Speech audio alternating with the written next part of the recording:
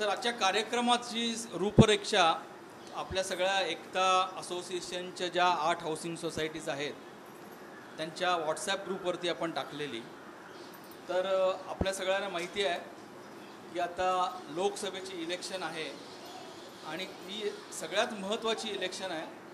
कारण आपले जे रोजचे प्रॉब्लेम्स आहेत ते आपल्याला जर सोडवायचे असतील तर त्याच्यासाठी आपल्याला जोपर्यंत आपल्याला राजकीय पाठबळ मिळत नाही तोपर्यंत आपले प्रॉब्लेम सुटणं हे अवघड असतं.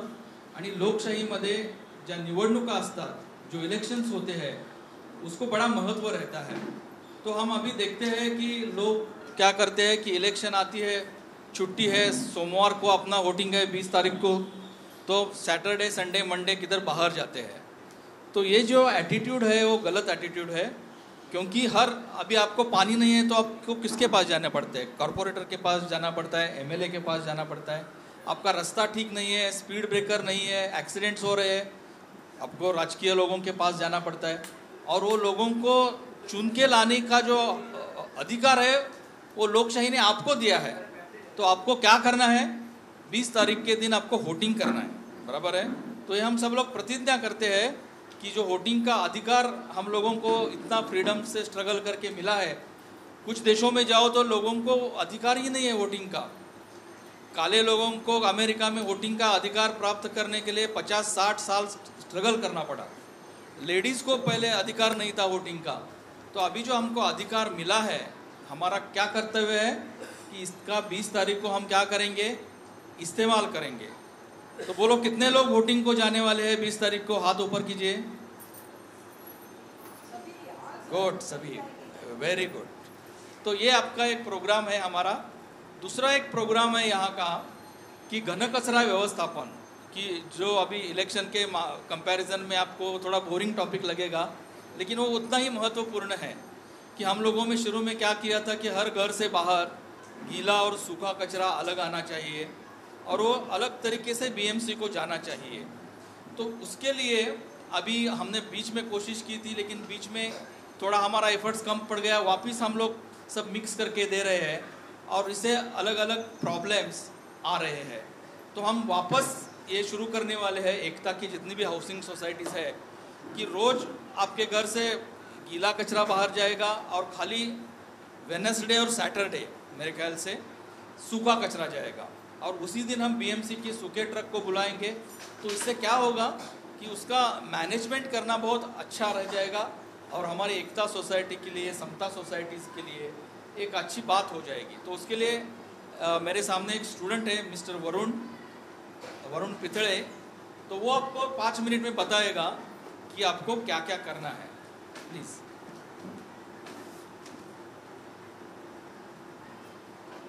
Hello everyone.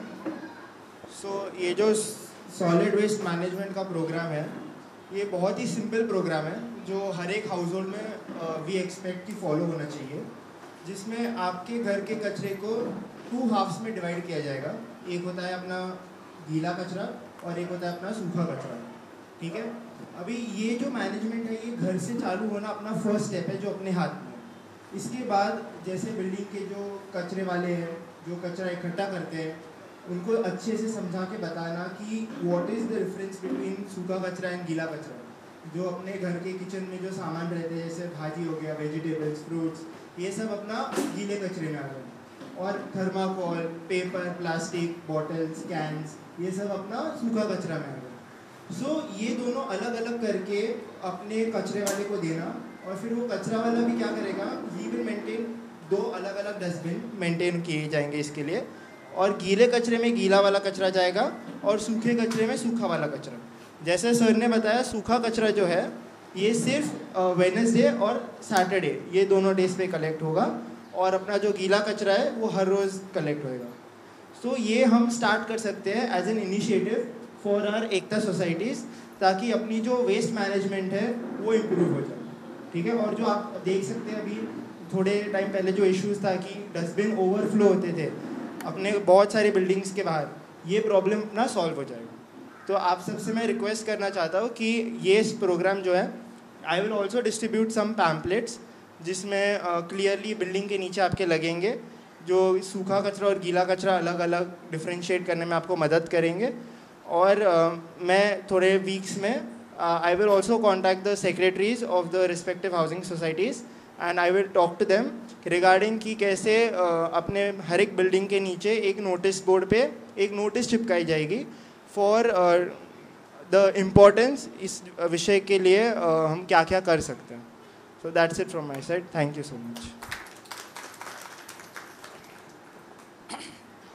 धन्यवाद वरुण। तो मुझे वरुण का अभिमान है कि वरुण पितड़े ये हमारे ही एकता हाउसिंग सोसाइटी जो वात्सल्य है वहाँ रहता है, और जो NMIMS यूनिवर्सिटी का Mukesh Patel institute of technology है वहाँ वो कंप्यूटर साइंस के दूसरी ईयर में पढ़ रहा है, राइट। तो हमारा उनके सिलेबस में ये रहता है कि कोई जो NGO है उसके अंडर 1 महीने का कम्युनिटी सर्विस करने का।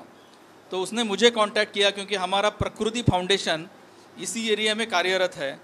तो मैंने उसको वही सुझाव दिया कि हम आपको किधर दूर जाने की ज़रूरत नहीं है, हमारे एकता एरिया में भी ये जो समस्या है वो बहुत जटिल समस्या है। वो दिखने में सिंपल है कि आपको सूखा कचरा एक डस्टबिन में डालना है नीले कलर के और गीला कचरा हरे में डालना है, लेकिन दिखने में सिंपल है लेकिन आचरण में लाने में बहुत डिफ़िकल्ट है।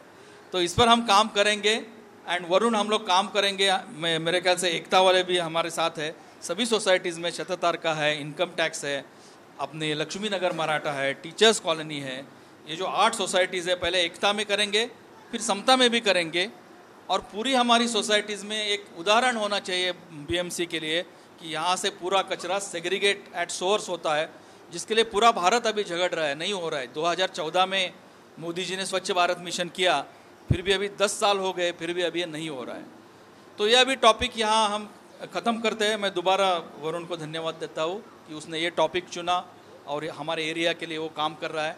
ऐसे ही नौजवान बच्चे हमारे जो एरिया के हैं ये अगर सोशल वर्क में कंट्रीब्यूट करेंगे तो बहुत सारी चीज़ें यहाँ हो सकती है। अभी दूसरा जो कार्यक्रम का मुद्दा है उस पर हम आते हैं कि जो इलेक्शन है तो हम लोगों को अलग अलग जो राजनीतिक दल है एकता एसोसिएशन को हमेशा उनके थ्रू अलग अलग काम करने पड़ते हैं, और इसके लिए हमने एक ये उपक्रम आयोजित किया है कि हमारा एकता का प्लेटफॉर्म जो है वो न्यूट्रल है, कि हम किसी पार्टी का प्रचार नहीं कर रहे हैं। फिर भी जो 2 महत्वपूर्ण कैंडिडेट्स अभी लोकसभा इलेक्शन में हैं, तो आपको सबको मालूम है कि एक महायुति है और दूसरी महाविकास आघाड़ी है।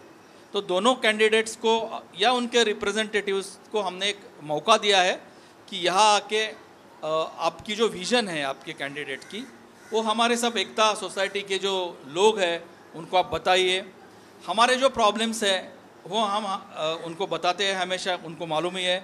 जब भी मैं प्रशांत राणे जी यहाँ उपस्थित है मैं उनका स्वागत करता हूँ तो वो हमारे ही है, इसके लिए मैं भूल जाता हूँ कि हमारे मेहमान हैं, मतलब वो हमारे जैसे ही है। कभी भी काम होता है तो हम उनको तकलीफ़ देते हैं। आपको मालूम है कि RTO एरिया में इतना सारा झोपड़पट्टी था तो उसको उठाने का काम था, या RTO एरिया में जो तकलीफ़ें है उस साइड के सोसाइटीज़ को, तो उसके लिए हम लोग गए थे और वो हमारे साथ उस टाइम आए थे। तो अभी यहाँ वो जो आए हैं वो महायुति की तरफ से आए हैं। उनके जो कैंडिडेट है मिस्टर रविंद्र वाईकर, वो एक वन ऑफ द कैंडिडेट्स हैं। तो उनको मैंने अभी हमारी सब समस्या ये है, ये मैंने आपको बताई है कि जो RTO एरिया है हमारा, ये मुंबई के जो पश्चिम उपनगर है वो पूरे पश्चिम उपनगर का सब व्हीकल टेस्टिंग यहाँ होता है। और जब व्हीकल टेस्टिंग होता है आप अगर वो रोड को देखेंगे तो जैसे वो गांव में कच्चा रास्ता रहता है वैसा है। वो एक शर्मनाक चीज़ है कि भाई Mumbai is considered as commercial capital of India, तो वो ट्रैक अच्छा होना चाहिए। और वो धूल जो उड़ती है उससे हवा का प्रदूषण होता है। तो हम कितने दिनों से RTO को बोल रहे हैं कि ट्रैक करो, अभी भी नहीं हो रहा है। या वहाँ कोई भी आता है ट्रक लेके और कचरा डाल के चला जाता है, तो ये एक सॉर्ट ऑफ डंपिंग ग्राउंड बन गया है। तो उसके लिए हमने RTO को बोला कि भाई आप लोग यहाँ क्या करो, 24 आवर सिक्योरिटी रखो। तो बोलते कि हमने प्रस्ताव भेजा है हायर ऑफिस को कि सिक्योरिटी गार्ड वो तैनात करने वाले हैं, लेकिन अभी तक सिक्योरिटी गार्ड तैनात नहीं हुए हैं। तो ये इस एरिया की समस्या है। इसके अलावा भी अभी शिक्षण संस्था का खाजगीकरण एक बड़ी समस्या है। क्यों? गवर्नमेंट एडेड, शुरू में संस्था बोलती है कि हमारे पास पैसे नहीं है, गवर्नमेंट को बोलती है अनुदान दे दो। अभी जब उनको लगता है कि ये पैसा उससे कमाया जा सकता है तो बोलते हैं कि जो अनुदानित कॉलेज है उसको भी प्राइवेट करते हो। तो अभी इंडिया में खाली 10% लोग हैं वो फ़ी दे सकते हैं। अभी बहुत सारे लोग जो कमज़ोर है इकोनॉमिकली, हम लोग, हमारा जो एजुकेशन हो गया वो फ्री में हो गया। हम लोग जब 1st standard to 10th standard पढ़ते थे, हमारे पिताजी गवर्नमेंट सर्वेंट थे, तो खाली 3 लोग फ़ी भरते थे गवर्नमेंट सर्वेंट्स, बाकी 97% वे फ्री। बट हमारा भी फ़ी कितना था? 3 रुपये, पूरे साल का 3 रुपये। तो हमको कुछ लगा ही नहीं, हम कुछ फ़ी भर रहे हैं। लेकिन अभी आप देखोगे तो सब शिक्षा का खासगीकरण हो रहा है। इंजीनियरिंग को जाना है तो कम से कम लाख 1.5 लाख रुपए फ़ी भरनी पड़ती है। तो इसके बारे में भी हमको चाहिए कि जो गवर्नमेंट अनुदानित संस्था है वो अनुदानित ही रहनी चाहिए, उसको प्राइवेट में कन्वर्ट करना, इसके वजह से जो गरीब लोगों का एजुकेशन है उस पर असर पड़ सकता है। जो स्टेट बोर्ड के स्कूल्स है उनको लगता है आईबी में कन्वर्ट करेंगे हम लोग, और जो पुराना स्टाफ है मराठी मीडियम का या स्टेट बोर्ड का, उनको बोलते हैं आप बाहर जाओ। मतलब ये चीज़ जो है वो अच्छी नहीं है। तो ये सब समस्या है। अभी इस पर मैं बहुत टाइम बोल सकता हूँ, लेकिन मैं अभी मौका देता हूँ, मतलब हमारे जो महायुति कैंडिडेट्स की तरफ से प्रशांत राणे जी, जो महाराष्ट्र नवनिर्माण सेना के जो शाखा क्रमांक 60 है उसके प्रमुख है, तो मैं उनको बताता हूँ कि उनके जो कैंडिडेट्स हैं, उनकी पार्टी है, उनके क्या क्या विचार है और ये एरिया के लिए उनके क्या क्या प्लान्स हैं। तो मुझे मालूम है आपको उनको ज़्यादा सुनना है, तो मैं आपका ज़्यादा टाइम नहीं लेता हूँ। मैं उनको विनंती करता हूँ कि वो 4 शब्द बोले। नमस्कार। सर्वप्रथम मी पहिल्यांदा एकता फेडरेशन यांचे सर्वेसर्वा जे आपले जैन साहेब आहेत आणि कुलकर्णी साहेब यांना धन्यवाद देतो की त्यांनी मला इथे बोलवलं आणि महायुती NDA तर्फे आपण जे कॅन्डिडेट दिले आहेत आमचे रवींद्र वायकर साहेब, त्यांच्या संबंधित मी तुम्हाला बोलायसाठी आलो आहे। कारण की जे आमचे रवींद्र वायकर साहेब आहेत त्यांना 20 दिवसापूर्वीच त्यांचं तिकीट जाहीर झालं आणि त्यांना उमेदवारी 20 दिवसापूर्वीच भेटल्यामुळे त्यांना खूप कमी वेळ भेटला आहे, ज्याच्यामुळे ते येऊ शकले नाही आज। कारण त्यांचं सकाळपासूनचं ते शेड्यूल असतं, ते शेड्यूल फुल बुक्ड असल्यामुळे ते येऊ शकले नाही। आपले कुलकर्णी साहेब यांचं जे उपक्रम आहे कचरा मॅनेजमेंटचं, SWM आणि SWDचं पण आहे ना, तर त्याच्यासाठी जे करतात आहे ते खूप चांगलं प्रोग्राम आहे त्यांचा। हॅलो, हां, खूप चांगला प्रोग्राम आहे तो यांचा। आणि त्यासाठी आपण जे माझ्या पक्षातर्फे म्हणजे महाराष्ट्र नवनिर्माण सेनेतर्फे, मनसेतर्फे काही मदत लागल्यास मी नेहमीच त्यांच्यासाठी उभा असणार। आणि वरुण पितळे हा जो आहे तो माझा लहानपणीचा मित्र आहे, त्याचे वडील मयूर पितळे मला आज माहिती पडलं, म्हणजे त्याला आज पहिल्यांदा पाहतो मी, तर त्याचं पण खूप खूप धन्यवाद की चांगलं करतोय तो। एवढ्या कमी वयात त्यांनी चांगला उपक्रम हातात घेतलेला आहे। तर आता मुद्द्यावर येतो। आता बरेच इकडचा मी रहिवासी असल्यामुळे मला इकडचे विषय जे आहेत ते सर्व माहिती आहे की RTO मध्ये काय चाललं आहे, ट्रॅकबद्दल काय झालं आहे, ते सर्व माहिती आहे। इथे खूप मोठ्या लेवलचं नेक्सस आहे ते पण माहिती आहे। आणि त्यासाठी मी आमच्या पक्षातर्फे प्रयत्न चालू आहेत माझे, ते मी सविस्तर नंतर सांगीनच रिझल्ट आल्यावर। रवींद्र वायकर म्हणून आपले NDAचे म्हणजे आता सन्माननीय राजसाहेब ठाकरे यांनी मोदी साहेबांना, म्हणजे आपल्या भारताला विकसित करण्यासाठी जे त्यांचं स्वप्न आहे मोदी साहेबांचं, की 100 वर्षानंतर म्हणजे 100 वर्ष स्वातंत्र्याची म्हणजे 2047ला जे आपले 100 वर्ष होतात तेव्हा आपलं देश डेव्हलप कंट्री, संपूर्ण विकसित देश म्हणून त्या यादीमध्ये यावं, हे मोदी साहेबांचं स्वप्न आहे। आणि त्याच्यासाठी राजसाहेबांनी बिनशर्त पाठिंबा दिला आहे मोदी साहेबांना।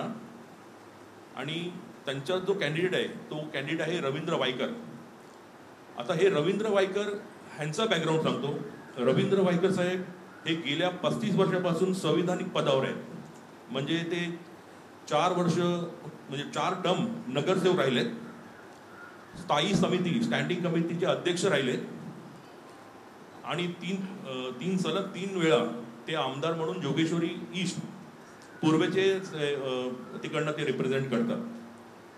आता त्यांचं कार्य मी एवढं सांगतो की आता आपण गार्डनमध्ये आहोत. आता हे गार्डनची स्टोरी भरपूर सगळ्यांनाच माहिती असेल की गार्डन कसं वाचवलेलं आहे आपल्या लोकांनी. असे गार्डन त्यांनी त्यांच्या विभागामध्ये जोगेश्वरीमध्ये, तिथे तर जंगल एरिया होता एका टायमाला, तिथे त्यांनी 25 गार्डन अशी वाचवलेली आहेत. 25 त्यांच्या स्पॅनमध्ये, 1 नाही 2 नाही 25 ओपन जिम्स आणि जिम असे 22 जिम्स त्यांनी अजूनपर्यंत त्यांच्या एरियामध्ये दिलेली आहे. आपण ठाण्याला जातो, पूर्वी आपण जायचो तर ते आपण पवई मार्गे जायचो. JVLR मधनं जातो आपण, जुहू विक्रोली लिंक रोड. तो रोड ह्यांच्यामुळे झाला, आपल्या वायकर साहेबांच्या प्रयत्नांनी तो रोड ओपन झाला. पूर्वी पाण्याची समस्या होती, शेरे पंजाबमध्ये पाणी टंचाई होती. ती टंचाई दूर करण्याचं काम, मोठी पाईपलाईन टाकण्याचं काम हे वायकर साहेबांनी, रवींद्र वायकर साहेबांनीच केलेलं आहे. आणि स्वतः ते उच्च शिक्षित आहेत, BSc ग्रॅज्युएट आहेत, असं नाही आहे की म्हणजे शिक्षित नाही आहेत. आणि लोकांमधला एक चांगला नेता आणि प्रशासकीय त्यांना जे नॉलेज आहे, जे त्यांना मंत्रालयाचं नॉलेज आहे, गृह मंत्रालयामध्ये होते, ते UD डिपार्टमेंट हेड होते. त्याच्यामुळे त्यांना तुमच्या समस्या, आता तुमच्या ज्या समस्या आहेत त्यांच्यासाठी खूप छोट्या समस्या आहेत, जे निवडून आल्यानंतर त्या समस्येला ते त्वरित तुमच्या समस्या सोडवू शकतील आणि तुमचा आवाज तो मंत्रालयापर्यंत, संसदपर्यंत तिकडे तुम्हाला उपयोगी पडतील. आता 20 तारखेला इलेक्शन आहे आणि हे इलेक्शन आपण दर 5 वर्षांनी येतं. त्याला तुम्ही सिरियसली घेतलं पाहिजे, कारण की शनिवार रविवार 2 दिवस सुट्टी आहे आणि सोमवारी इलेक्शनचा दिवस आहे. तर 3 दिवस लागोपाठ असल्यामुळे भरपूर लोक आपली जी बिल्डिंग एरियातली आहे, इमारती आहेत, ते लोक सुट्टी घेऊन निघून जातात बाहेर आणि वोटिंग करत नाही. तर तुम्हाला एवढीच रिक्वेस्ट आहे की तुम्ही वोटिंग करा, तुमच्या आजूबाजूच्या लोकांना वोटिंग करायला लावा. वोटिंग करणं हे आपलं कर्तव्य आहे. त्याच्यासाठीच म्हणजे आपला देश विकसित करण्यासाठी, मोदीजींना सपोर्ट करण्यासाठी तुम्हाला ह्या टायमाला कमळ हे बटन नाही आहे, इथे आहे धनुष्यबाण. तर धनुष्यबाणावर तुम्हाला ह्या टायमाला बटन दाबायचं आहे. तुम्ही धनुष्यबाणाला बटन दाबाल तर तो बटन डायरेक्टली मोदी साहेबांना मिळेल आणि त्याचं त्यांना प्राईम मिनिस्टर म्हणून परत एकदा तिसऱ्यांदा आपण त्यांना परत संसदमध्ये पाठवू शकू आणि आपल्या देशाचं, आपलं भवितव्य, आपल्या मुलांचं भवितव्य हे जास्तीत जास्त चांगल्या लेवलनी जावं. आता जास्ती वेळ घेणार नाही मी, कारण की काय तुम्ही एवढ्या बिझी शेड्यूलमध्ये आलाय, मॅक्झिमम लोक आपल्या ओळखीचीच आहेत. त्याच्यामुळे उद्या मोठी सभा आहे. राज साहेब आणि नरेंद्र मोदी साहेब हे दोघे एकाच मंचावर आपल्या शिवाजी पार्कवर, शिवतीर्थावर उद्या सभा घेणार आहेत. ती सभा तुम्ही घरी बघून पण पाहू शकता. खूप मोठी ऐतिहासिक सभा आहे, ती तुम्ही पाहावी. आणि 20 तारखेला सकाळी 7 पासून संध्याकाळी 6 पर्यंत जे मतदान होणार आहे तिथे धनुष्यबाण हे आपलं सिम्बॉल आहे. धनुष्यबाण जे श्रीरामाचं धनुष्यबाण, तो विसरू नका. 2 नंबरवर आपली ती निशाणी आहे EVM मशीनमध्ये. तर त्याला कृपया मत द्या आणि असा कॅन्डिडेट द्या की जो ज्याला एक्सपिरियन्स आहे, 35 वर्षाचा एक्सपिरियन्स आहे. बाकीच्यांना कुठलाही एक्सपिरियन्स नाही आहे. मी कोणाबद्दल काय वाईट नाही बोलणार, पण जो आपला कॅन्डिडेट आहे तो स्ट्रॉंग कॅन्डिडेट आहे. तर प्लीज वोट करा. एवढंच सांगून माझे 2 शब्द संपवतो. जय हिंद, जय महाराष्ट्र. तर आता महायुतीतर्फे आपल्याकडं प्रशांत राणेजी आलेले आहेत. आपल्या कोणाला काही प्रश्न विचारायचे असतील तर आम्ही 5 मिनटं त्यासाठी राखून ठेवलेली आहेत. तर आपण, आपल्याला काही प्रश्न असतील तर आपण जरूर विचारू शकता. प्रशांतजी म्हणतात की सगळे त्यांच्या ओळखीचेच आहेत आणि सगळ्यांचा माइंडसेट क्लिअर आहे. तर त्यामुळं मी हा कार्यक्रम संपला असं घोषित करतो आणि आपण वेळात वेळ काढून इथं आला. मुंबईमध्ये सगळेच लोक बिझी असतात, पण तुम्ही इथं आलात. आप लोग सब यहाँ आए, इसके लिए आपका धन्यवाद. थैंक यू, धन्यवाद.